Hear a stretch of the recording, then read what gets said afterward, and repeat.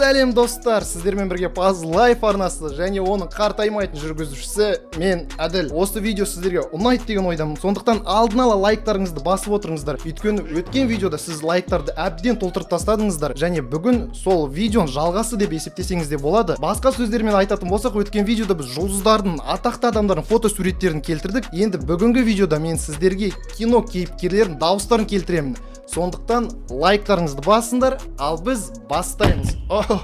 Микрофон. Менің ойымша бүгінгі видеомыз өткендегіден әлде қайда қызықты болайын деп тұр, себебі бүгін мен көптеген кейіпкер... Қазір 1 минут, достар. Да, алло. Алло, полиция! Нас убивают! Слушай, ты можешь просто сказать, где ты был на самом деле? На рыбалке. А рыба где?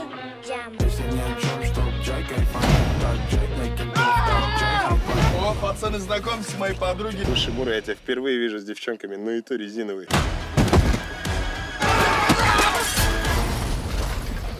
Пацаны, давай назад вернемся. Я обручалку потерял. Соберись, тряпка.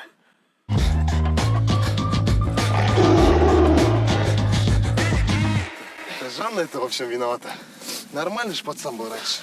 Дыбыстауды бастамай жатып, сәл ескерту жасап кетейін. Егер бұл жерде сізге бірдеңке ұнамай қалса, немесе сіздің сүйікті кейіпкеріңіз онша емес дыбысталып қалса, қатты критика істемеңдер, себебі бұл жай көңіл күй үшін ғана істелінген. Ал бүгін біздің ең алғашқы бастайтын кейіпкеріміз ол Джокер. Джокерді барлығы біледі, ол DC әлемдегі ең аты шулы кейіпкерлердің бірі. Енді содан бастайық. Жағдай түзелмес. Сен бәрін өзгерттің. Мәңгіге. Мені не үшін өлтіргің келеді? Мен сені өлтіргім келмейді. Сенсіз мен не істеймін? Тағы да мафияны тонаймын ба? Жоқ. Сен мені толықтырасың. Сен ақша үшін адамды өлтіретін албастысың. Бәрі сияқты сөйлеме, сен ондай емессің. Оларға ұқсағың келсе де. Олар үшін сен жай жынды. Мен сияқты. Қазір сен оларға керексің. Ал тойдыртқан кезде олар сені тастай салады. Өлексе ұқсатып. Олардың принциптері, олардың кодексі. Жай ғана сөздер. Джокерді әйтеуірде дыбыстап бітірдім, достар. Оның дауысы жалпы қатты қиын деп айта алмаймын, бірақ та оның күлкісі маған өте қатты қиындық тудырды. Неге десеңіз, менің табиғи күлкім ондай емес. Ал енді келесі дыбыстайтын кейіпкеріміз ол мен үшін Marvel әлемдегі ең сүйікті кейіпкерлердің бірі болып саналады. Ол Стражи Галактикадағы Ракет атты Белка. Ол Белканы көбіңіз білетін шығарсыз. Оның қылықтары, оның осындай ерекше дауысы барлық көрермендердің есінде қалған шығар деп ойлаймын. Сондықтан мен оны таңдадым. Енді кірісейік. Ана бір ақсап қалғанды көрдіңдер ме? Маған оның протезі керек. Мә, ұста. Мына өзі жүрген бір жынды екен, қай жеріме қыстыра мен, мынаны әзіл ғой бұл. Не? Ал меніңше бұл күлкілі. Мойындашы, күлкілі ғой, иә? Ана ақсағың қазір бір аяғында секіріп жүрген шығар. Шайғышың несі, айтпа маған олай, әрқайсының мазақ естіп шаршадым мен. Доғар болды, тойып алдың сен, ешкім сені мазақтаған жоқ. Сендер үшін құбы жоқпын, жай жұмсақ ойыншықпын. Анау енот дейді. Ал мынау болса кеміргіш деп атайды. Келесі дыбыстайтын кейіпкеріміз ол Гарфилд мысығы. Тұрыңдар достар, айтпақшы. Мен ұмытып кеттім ғой бір нәрсе. Уақыт келді ғой. Арнаға тіркелудің уақыты келді ғой. Дәл қазір тіркеліп кетсеңші. Дәл қазір мне подписаться деген қызыл батырмаға бас, лайкты бас, керемет пікір қалдыр. Ал біз бастаймыз. Луи, сен маған айтшы, неге үйде Джон бар кезде келдің? Кешір досым, шыдай алмадым, шын айтайын. Сені көргенде ол мені жұмысқа итермелейді. Джонда жаңғақты печенье, ал мен оны сондай жақсы көрем, түсінетін шығарсың. Ал мен сені жеп қою керек екендігін сен түсінесің бе?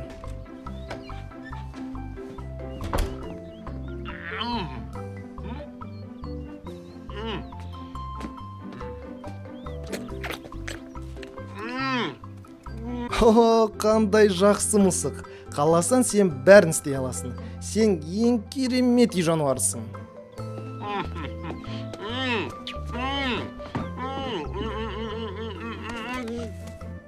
Сен өзің соңғы рет қашан жуынып едің? Білесің бе, сенің аузыңды да мен керемет бөлме деп санай алмаймын. Бері тыңдашы, көзің құртшы тезірек мына жерден. Шашыңды ауыстыр, сақалыңды өсір, болды, көрінбейші маған. Достар, келесі дыбыстайтын кейіпкеріміз ол Стивен Кингтің қорқыныштар әлеміндегі Ано атты әрдайым күліп, әрдайым қуанып жүретін клоун, және де ол адамдарды өлтіретін білесіздер. Енді біз қазір соны дыбыстап көреміз. Сендер бізді жалғыз қалдырасыңдар, ал мен оны алып кетемін. Тек қана оны. Ал кейін ұзақ тыныштыққа барамын. Ал сендер тірі қаласыңдар, өсіп ұзақ бақытты ғұмыр кешесіңдер. Немесе мен барлықтарыңды жеп қоямын. Мен сендердің етімен қоректенемін. Қорқыныштарына бүтін тоямын. Мені мұнда суағын алып кетті. Бүкіл циркімізді алып кетті. Цирктің иесін сезіп тұрсың ба? Жаңғақтармен, қант мақтасымен, хот-догтармен, және попкорнмен. Сен де оны өте қатты жақсы көресің бе? Мен де. Өйткені ол хлоп-хлоп дейді. Хлоп-хлоп.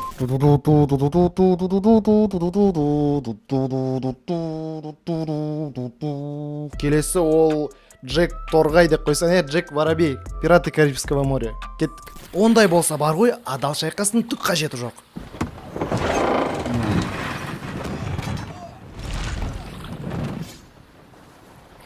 Дем алып жатқан сәтінде есінде сақта. Шын мәнінде тек бір зат қана маңызды. Адам нені істей алады, және нені істей алмайды. Мысалы, сенің әкең пират, және жақсы ер болғанын мойындай аласың, немесе мойындай алмайсың. Бірақ пираттың рухы сенің қаныңда, онымен еш нәрсе істей алмайсың. Енді мен алайық. Мен сені дәл қазір лақтыра аламын. Бірақ бұл жерден Тартугаға дейін өзім жете алмаймын. Сондықтан пираттың басқаруымен жүзе аласың ба?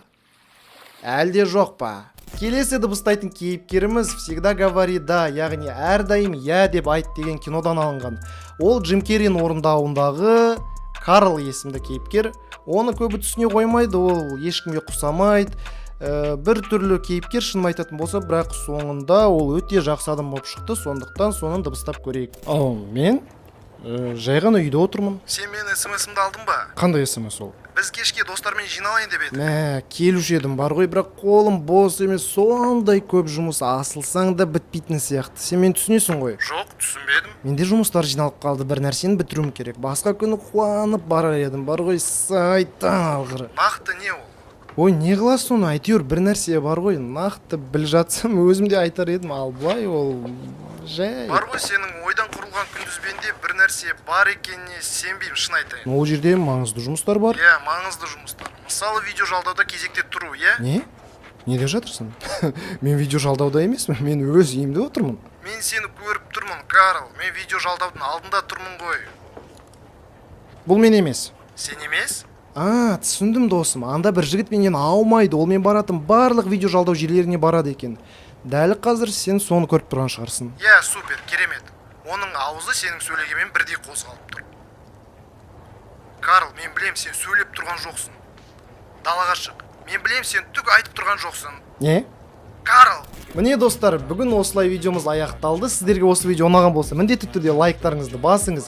Және әлі де арнамызға тіркелмеген болсаңыз, қызыл подписаться батырмасына басып, арнамызға тіркеліп қойыңыздар. Және пікір алаңға достар, сіз Puzzle Life-тың дыбыстауында киноны көруші едіңіз бе, соны жазып кетіңіз.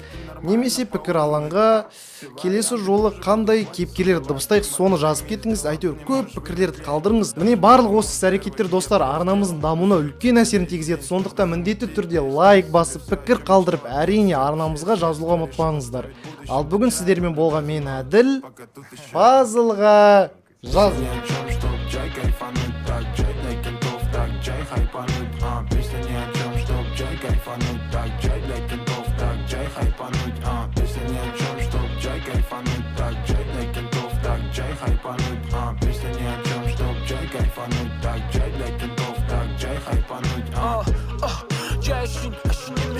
Это как 2002 в городе Шин. Пусть звучит трек. ваших машин. Кто-то ищет порошок не для ваших машин. Улицы темные, души темные.